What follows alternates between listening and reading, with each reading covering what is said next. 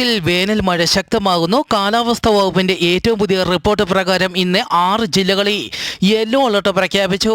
പത്തനംതിട്ട, ഇടുക്കി, തൃശൂർ, പാലക്കാട്, മലപ്പുറം, വയനാട് ജില്ലകളിലാണ് ഒറ്റപ്പെട്ട ശക്തമായ മഴയ്ക്ക് സാധ്യതയുള്ളതിനാൽ യെല്ലോ അലർട്ട് പ്രഖ്യാപിച്ചത്.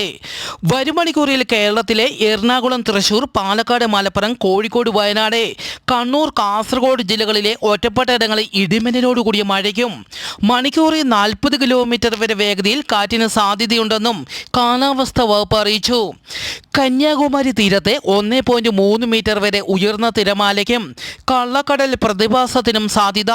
മത്സ്യത്തൊഴിലാളികളും തീരദേശവാസികളും ജാഗ്രത പാലിക്കണമെന്നും അറിയിച്ചു.